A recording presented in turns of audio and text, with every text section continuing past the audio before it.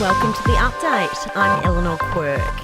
The Federal Treasurer is warning escalating tensions in the Middle East will affect Australia's economy. Jim Chalmers has met with his G20 counterparts and concedes global pressures will weigh heavily on next month's budget.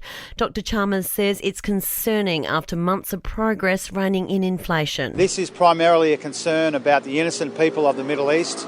We don't want to see more lives lost, but we also don't want to see more damage done to the global economy. The conflict in the Middle East, rising, escalating tensions in the Middle East do risk another spike in inflation. There's been dramatic scenes outside Donald Trump's trial where a man has set himself on fire. Emergency crews rushed to extinguish the blaze after the man threw flyers in the air outside the Manhattan courthouse before dousing himself in lighter fluid and igniting it. CNN's Laura Coates was at the scene as the drama unfolded. We are watching multiple fires breaking out around his body and person. We have seen an arm that has been visible, that has been engulfed in total flames. There is chaos that is happening. People are wondering right now if people are in danger. The man remains in a critical condition. Police have charged a second man with riot offences after chaos broke out in the wake of Monday's terror attack in Sydney's West. The 45-year-old man is facing riot and threatening violence charges after a bishop was stabbed at an Orthodox church. And authorities in Queensland have issued a warning to tourists after a teenager was killed in a crocodile attack. The 16-year-old's body was found after he was attacked in waist-deep water in the Torres Strait.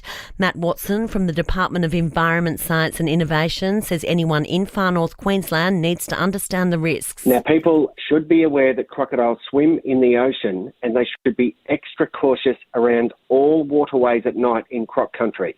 The smaller the vessel, the greater the risk. So people should avoid using canoes and kayaks when they're in croc country. Sport and entertainment are next.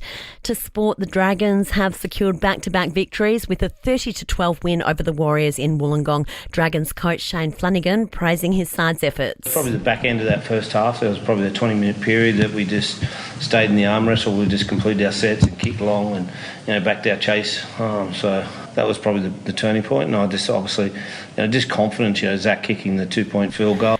In a thriller, the Crows went down to Essendon by 3 points at Adelaide Oval. Crows coach Matthew Nick says his side failed to step up when it mattered. We lost the contest, we got out-tackled, so it was just a lot of areas that weren't working, but our backs were to the wall and we hung in, but we expect so much more than that. Yeah, disappointing. And in entertainment, Taylor Swift fans are continuing to forensically pore over the lyrics in her latest album after dropping the Tortured Poets department has already smashed streaming records. Singles The Alchemy and So High School widely tipped by fans to be about boyfriend Travis Kelce. And that's the latest from the Nova podcast team. We'll see you again soon for another episode of The Update.